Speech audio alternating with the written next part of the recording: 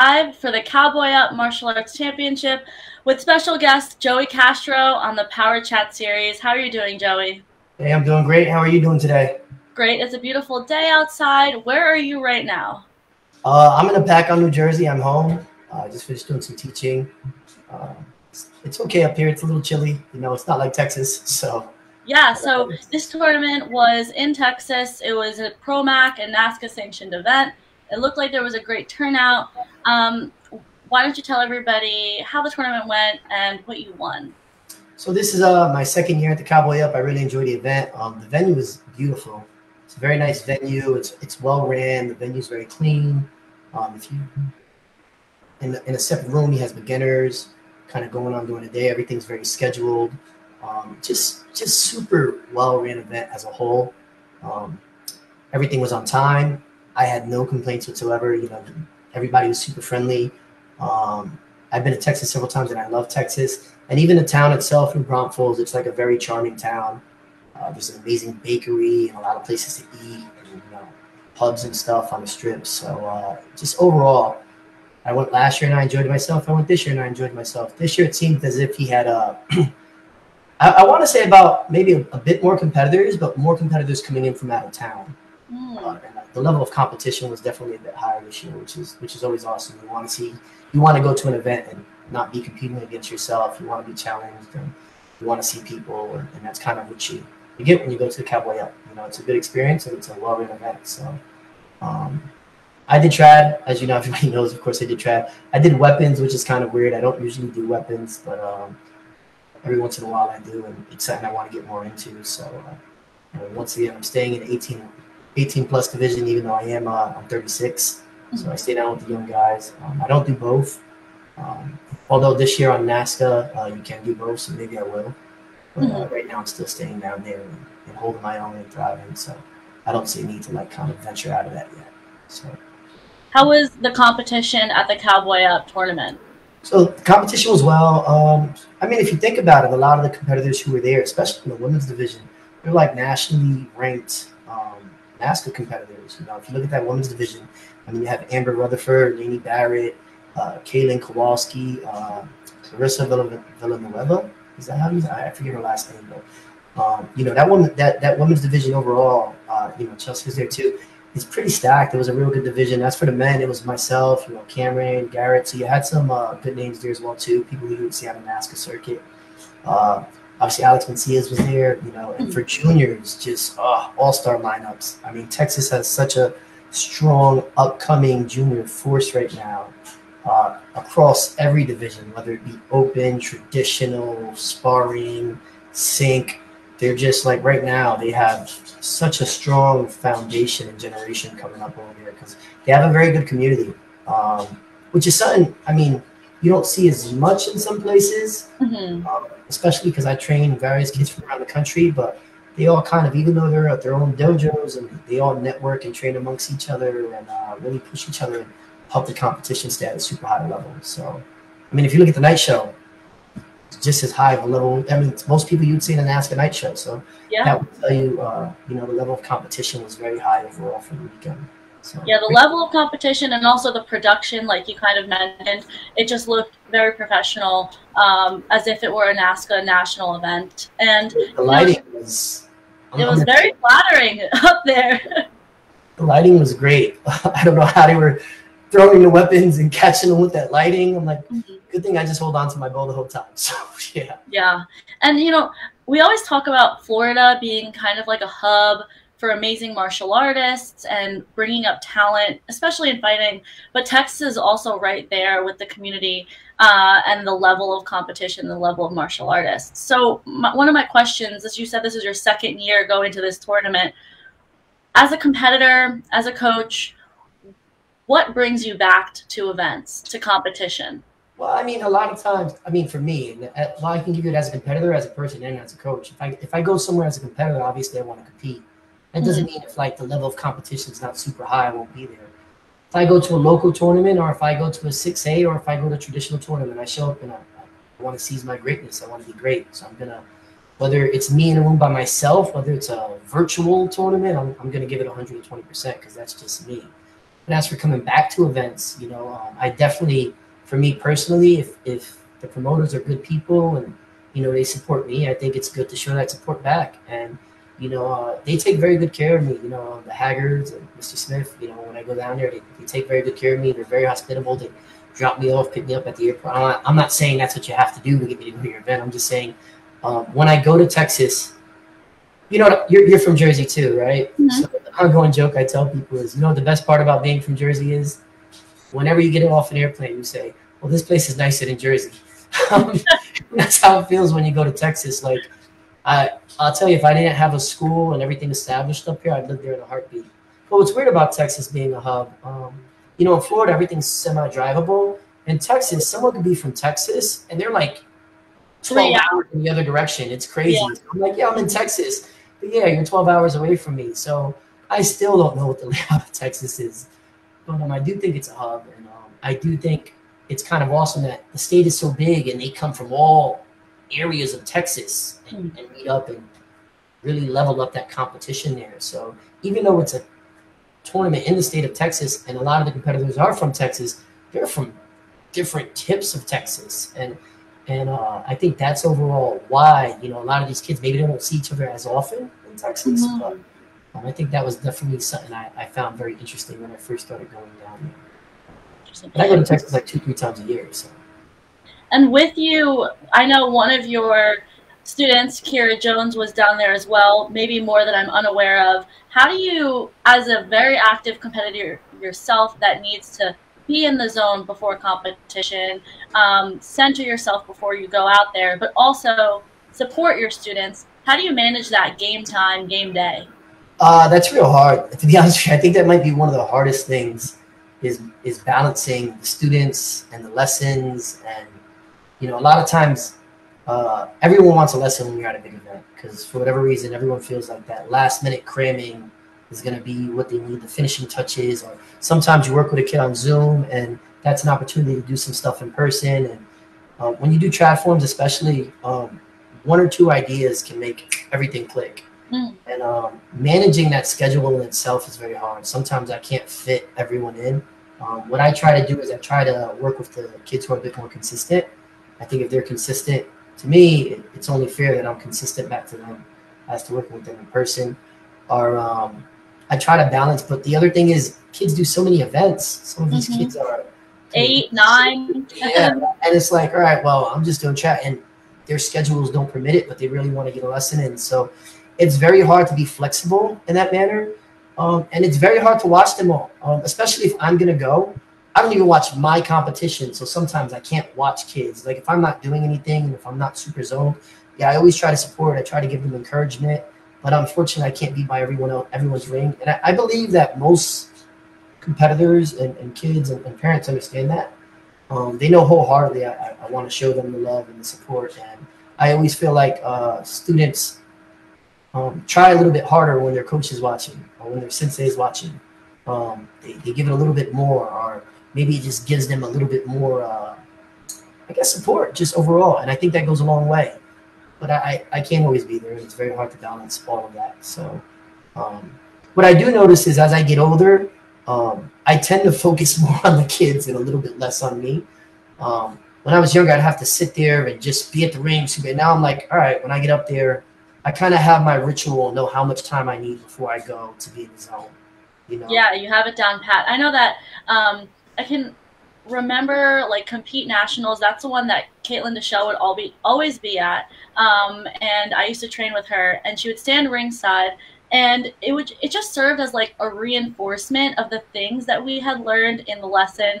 And just like when you're in competition, you are subtly aware of your coach and the things that would make them proud. So I definitely feel that sort of outside factor as well as a competitor. Yeah, it's very rewarding. It definitely, it's fulfilling to see your kids accomplish their goals, and your students really chasing them. And when they get that big one, you see that moment, like, all right, you just know, especially as a coach, like from here on out, they're just going to run with this. Mm-hmm. And I think that's a very fulfilling, feeling as well. So watching film is a commonplace in many sports. Is that something you do? Do you go back and watch film, either of you and your students? I do. I think most competitors are like this, but I don't think I've had, I'm not going to say which one it is too, but I can only think of one video of me doing forms that I like. I can't think of a single other one that I do. Relatable. Yeah, a part of that is because oftentimes I don't like to throw my best form out there, or depending on how I feel, I like to do what I'm feeling in my gut. And a big reason for that is kind of my mindset. A lot of times, especially when you're consistently on stage, they don't judge you according to how good you did. They judge you according to how good they've seen you. So sometimes you want to leave something in the back of your pocket. You know, one thing I think, one big advantage I have is when I show up, I don't think anyone really knows what form I'm going to do.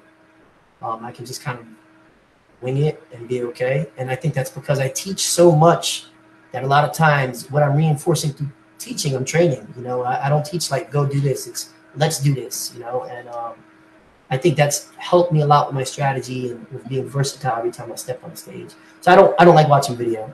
And I think most competitors who are real good, like if you watch a video of yourself from like a month or two ago and you think it's good, you haven't improved.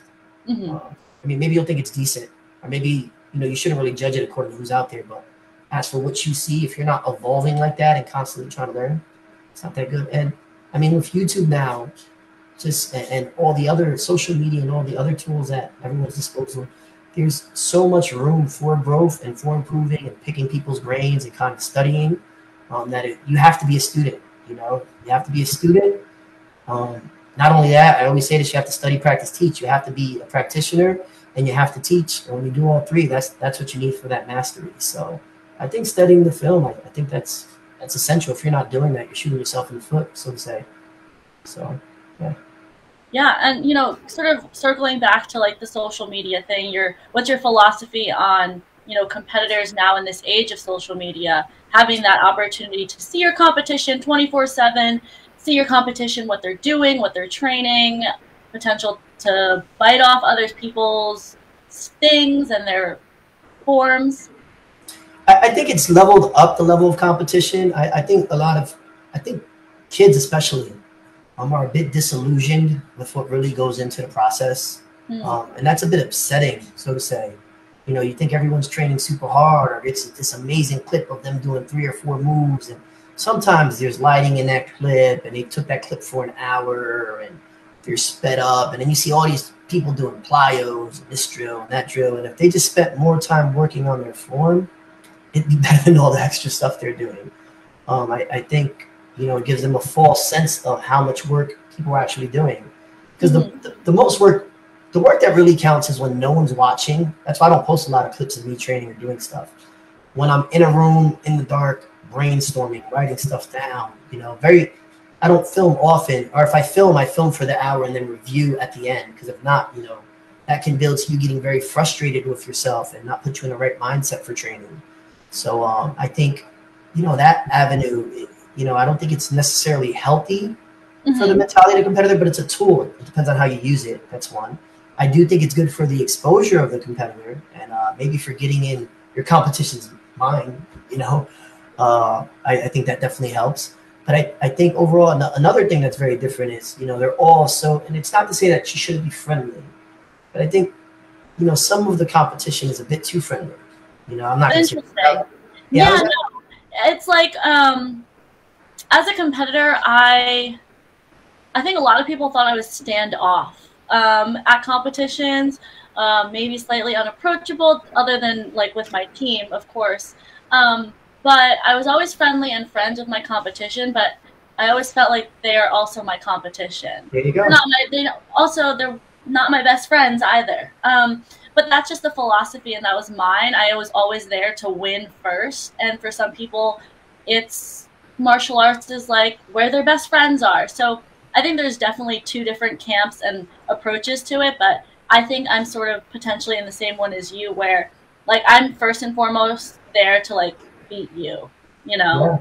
Yeah. And I think that line's blurred. I think it's very blurred, if I have to be honest with you. You know, I think when you, and it changes too, because now you have Zoom. So say you were the best in your area, you can literally Zoom with someone from across the country and kind of train with them. Or sometimes, you know, I can train Kira, as you said, you know, from Tennessee, and, you know, just spitballing. Like Faith Olsen, who's from Minnesota, and we're all, and they develop that friendship, you know. But you know, me, I'm the type of person when I'm at a tournament. Yeah, I am stand-up. I don't want to talk before my division. No, yeah. You know, I want to put my headphones in. If my headphones are in, leave me alone. You know, I'll say hi.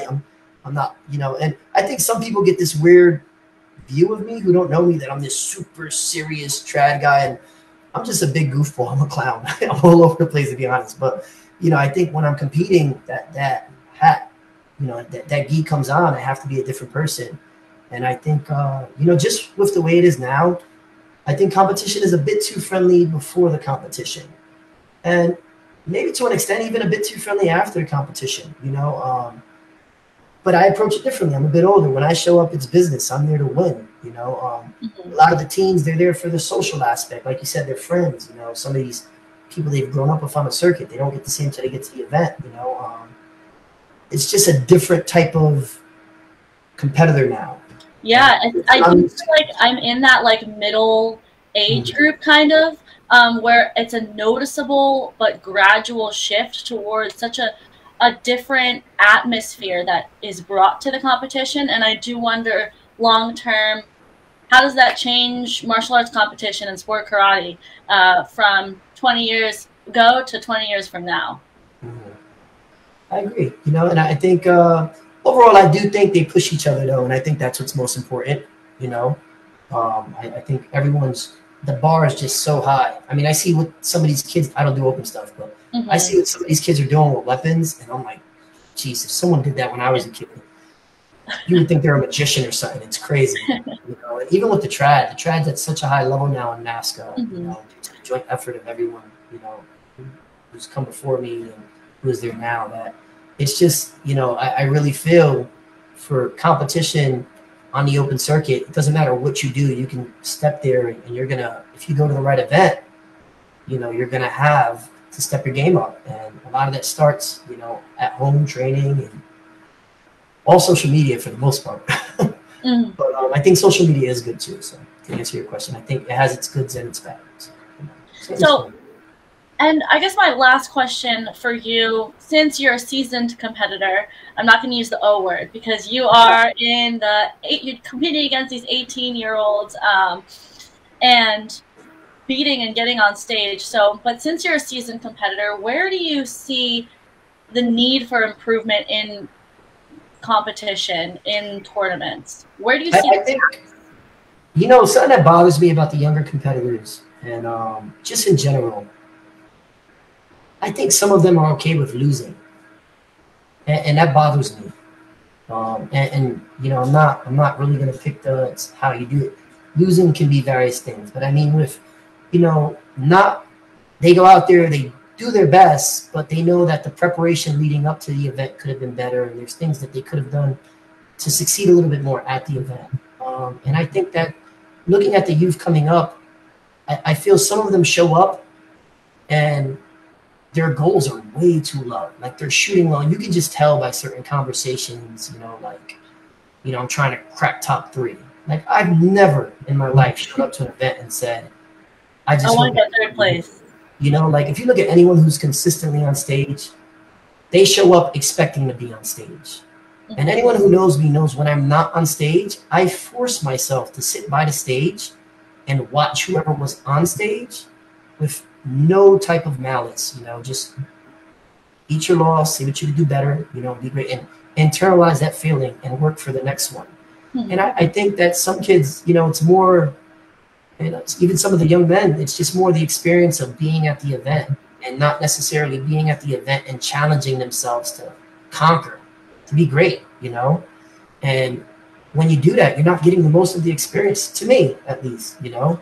I mean, and greatness can be various things. It doesn't have to be you necessarily winning the overall, you know. It could be you getting that 9, you know. Maybe that's a baby step for you, but ultimately you still have to show up like, I'm going to win this division. You know, it could be you going through tons of stuff in life and still getting on that mat.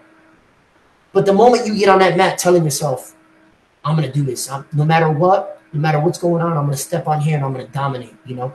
It's being sure of yourself in that moment and striving no matter what's happening. But, you know, I think that hunger, it doesn't seem to be there, and that's present in some people. But then when you see the ones that do have that, you're like, oh, man, this person's going to be great. Mm-hmm. It's going to take, and that's kind of like, I guess that's the catch-22 to it all. You know, you see some of the competitors who have that, and how far they can go, and some of them who don't. And what's sad is some of the ones who you see that have it don't stay. You know, you never know who's there. Yeah. So I guess ultimately, I think the biggest thing I could tell younger competitors coming up is you guys got to be hungry, like hungry, you know.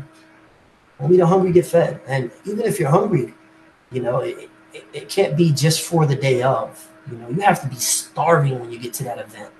Like you're there to feast, you know. And if you don't build that hunger leading up to the event, you know, it's not always. You'll see that it'll help you dig a little bit deeper, and you'll get a little bit more out of your performance, you know, or just a little bit more out of, you know, what you think you're capable of. Because anything you think you're capable of, you're capable of more.